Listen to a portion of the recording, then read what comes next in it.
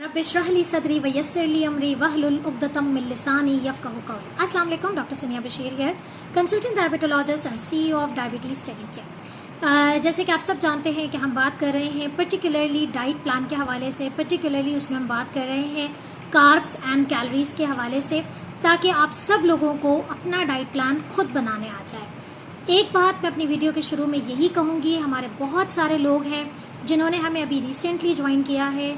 Kindly अपना किसी भी डाइट प्लान को गूगल से उठा के या किसी दूसरे का फॉलो करने की कोशिश ना करें। कुछ बातें होती हैं जनरल जो हमारे चैनल पे मौजूद हैं और आप उन्हें फॉलो करें, और कुछ बातें होती हैं जो स्पेसिफिक होती हैं और हर पर्सन टू पर्सन वेरी करती हैं। तो हम आपको इसलिए सिखा रहे हैं ताकि आप अपना डाइट प्लान खुद बनाइए। आपको खुद पता होना चाहिए कि आपका वेट कितना है, आपको खुद पता होना चाहिए कि आया आपका वेट आइडियल है या नहीं है, आपको वेट गेन करने की ज़रूरत है या नहीं है, वेट लॉस करने की ज़रूरत है या नहीं है। आपको खुद पता होना चाहिए कि आपको कितनी रोज़ाना की बुनियाद पे कैलोरीज़ की रिक्वायरमेंट है। आपको खुद पता होना चाहिए कि उस कैलोरी के हिसाब से आपने अपनी कार्ब की डिस्ट्रीब्यूशन कैसे करनी है। तो ये तमाम चीज़ें डायबिटीज़ टेलीकेयर आप लोगों को सिखा रहा है, क्योंकि डायबिटीज़ टेलीकेयर बेस करता है एजुकेशन, केयर एंड प्रिवेंशन पर।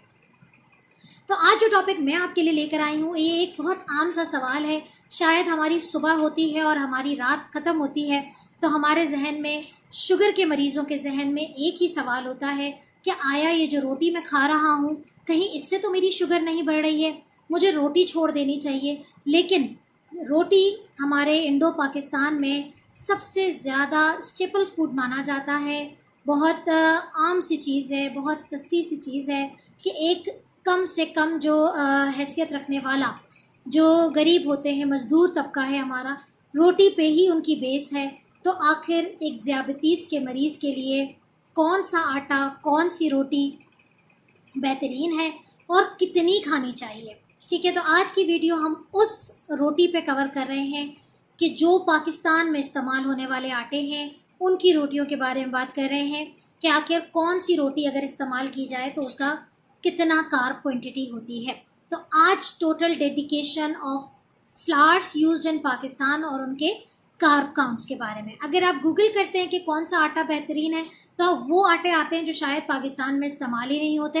अगर आप लोग रिक्वेस्ट करेंगे और आप लोगों को मुझे कमेंट में बताएंगे तो मैं वो तमाम आटे भी जिक्र करूँगी, लेकिन मैं बात करने जा रही हूँ पाकिस्तान में इस्तेमाल होने वाले मुख्तलिफ़ किस्म के आटे, उनसे बनने वाली रोटियाँ और उनके कार्ब काउंटिंग। तो ये वीडियो ज़रूर एंड तक देखिएगा और मुझे ज़रूर अपना फीडबैक दीजिएगा कि आया ये आपके लिए यूज़फुल साबित हुई है या नहीं हुई। सबसे पहले हम जिस आटे के ज़िक्र करने जा रहे हैं वो हमारे लिए एक सबसे हमारे हर घर में बनने वाली वो रोटी जो शायद गरीब से गरीब के घर में और अमीर से अमीर के घर में भी ये रोटी बनती है। जी हाँ, हम बात कर रहे हैं गंदम के आटे की। इन तमाम चीज़ों की शुरुआत में मैं सिर्फ एक बात बताना चाहूँगी कि जो गंदम होता है या जितने भी हमारे आटे होते हैं, अगर आप उसकी ग्रेन की फॉर्म लें, यानी कि उसकी होल फॉर्म लेते हैं, जो अनाज होता है जो मेन हमारे फार्म से आता है, वो उस वक्त उसका ग्लाइसेमिक इंडेक्स कम होता है। लेकिन जब वो प्रोसेसिंग होती है, जब वो बाकायदा उसकी जो है वो प्रोसेसिंग होती है, उसके मज़ीद स्टेप्स होते हैं ताकि वो आटे की शक्ल इख्तियार कर ले, तो उस प्रोसीजर में उसका ग्लाइसेमिक इंडेक्स बढ़ जाता है। तो जिस आटे की मैं सबसे पहले बात करने जा रही हूँ, जी हाँ, बात है गंदम के आटे की। लेकिन मैं बात करूँगी गंदम का कौन सा आटा, चक्की का आटा। प्रोसेस्ड और रिफाइंड आटे की बात नहीं कर रही हूँ, मैं चक्की के आटे की बात कर रही हूँ, जिसमें बाकायदा आपका जो गंदम का छिलका भी मौजूद होता है, जिसे हम कहते हैं whole wheat flour. Whole wheat flour की जो चपाती है, हमारे यहाँ मेजॉरिटी पाकिस्तान में जो आटा इस्तेमाल होता है वो चक्की का आटा होता है। अगर जो लोग नहीं इस्तेमाल कर रहे हैं वो भी इस्तेमाल कर लें। बाकी जो किस्म के आटे होते हैं जो सुपरमार्केट्स पे अवेलेबल होते हैं, इंशाल्लाह उसके बारे में नेक्स्ट टाइम बताऊंगी कि वो क्या। भी बात कर रहे हैं होल व्हीट फ्लावर, चक्की के आटे की। जो गंदम का आटा है उसकी चपाती 6 इंच का साइज़ है। ओवरऑल उसका glycaemic index moderate to medium, मतलब अपर मॉडरेट लेवल पे जाता है। अगर हमारे नए यूज़र हैं जिन्होंने ग्लाइसेमिक इंडेक्स अभी तक नहीं पढ़ा है तो प्लीज़ मेरी वीडियो जाके देखिए, इसी प्लेलिस्ट में मौजूद है। तो 69 उसका ग्लाइसेमिक इंडेक्स है, अपर मॉडरेट पे आता है ये, ठीक है। एक 6 इंच की होल व्हीट फ्लावर की जो चपाती है उसके अंदर तकरीबन 19.8 ग्राम कार्ब है। ठीक है, आप कार्ब की डिस्ट्रीब्यूशन अपनी कैलकुलेट कर चुके हैं कि कितना कार्ब आपने दिन में लेना है? नहीं कर चुके हैं तो अगेन कार्ब्स की वीडियो मैंने अपलोड की थी कि किस तरीके से अपनी कार्ब की रिक्वायरमेंट लेनी है।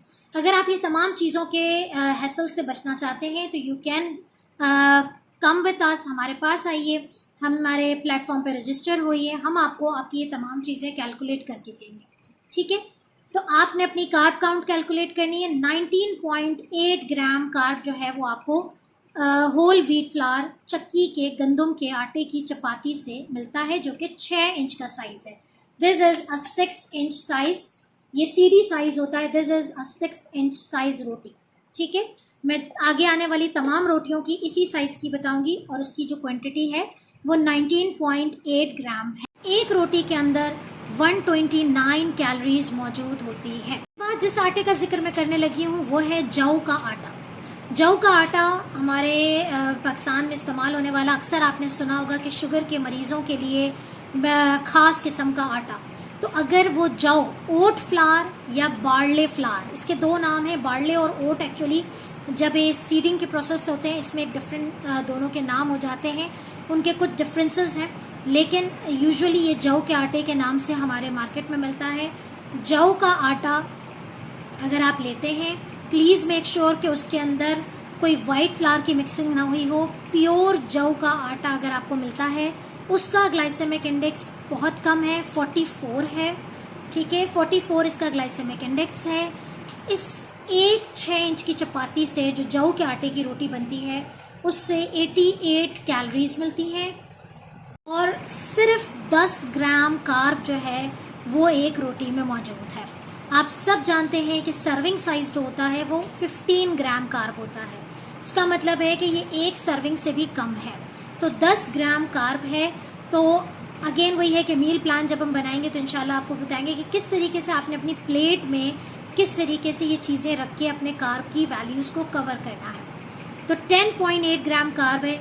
ओट फ्लावर और जो बार्ले फ्लावर है यानी कि जौ का आटा है, इसकी सबसे अच्छी खासियत यह है कि इसके अंदर फाइबर बहुत ज़्यादा है। गंदम के आटे का भी जो जिक्र किया मैंने, चक्की के आटे का जिक्र इसलिए किया कि उसके अंदर जो छिलका है एक्चुअली ये फाइबर क्रिएट करता है। तो जिस आटे में जितना ज़्यादा फाइबर होगा उतना वो शुगर की एब्जॉर्प्शन कम करेगा और हम उसका ग्लाइसेमिक इंडेक्स ऑल्दो हाई है व्हीट फ्लावर का, लेकिन इसके बावजूद अगर उसके अंदर फाइबर की क्वांटिटी बहुत अच्छी है तो उसकी एब्जॉर्प्शन स्लो होती है। And these are the one of the complex carb example. ठीक है, ये हो गई हमारे पास दो किस्म के आटे। तीसरा आटा जो है वो है बेसन का आटा। बेसन again fully loaded with fibre है। इसके अंदर फाइबर की मिकदार बाकी तमाम आटों से ज़्यादा है।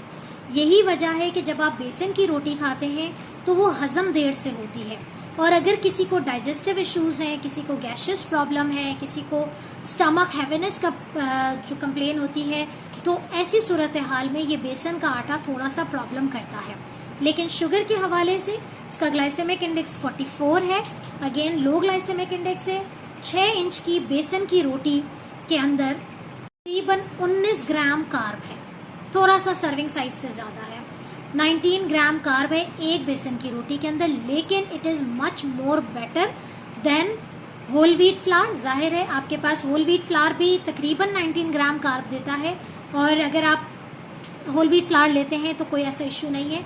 बेसन फ्लावर आप तकरीबन, आपको यह है कि चूँकि उसका ग्लाइसेमिक इंडेक्स लो है तो डेफिनेटली उसकी जो एब्जॉर्प्शन का रेट है, उसकी जो ब्लड में क्विक एब्जॉर्प्शन का रेट है वो as compare to whole wheat flour कम होता है। होल व्हीट फ्लावर की जो रैपिडिटी है वो थोड़ी ज़्यादा है क्योंकि उसका ग्लाइसेमिक इंडेक्स ज़्यादा है।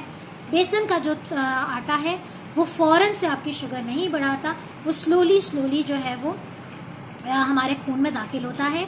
तो बेसन का आटा, चूँकि हमारे यहाँ अगर गंदम के बाद किसी आटे की रेडिली अवेलेबिलिटी देखी जाए तो वो बेसन का आटा होता है और इसकी रेसिपीज़ भी बड़ी मज़ेदार होती हैं। तो बेसन का आटा हो गया। इसके बाद बात हो रही है बाजरे की रोटी यानी कि मिलेट फ्लावर। इसका भी ग्लाइसेमिक इंडेक्स लो होता है। ये भी जो है वो 19.1 ग्राम उसका कार्ब है एक रोटी के अंदर, 6 इंच का साइज़।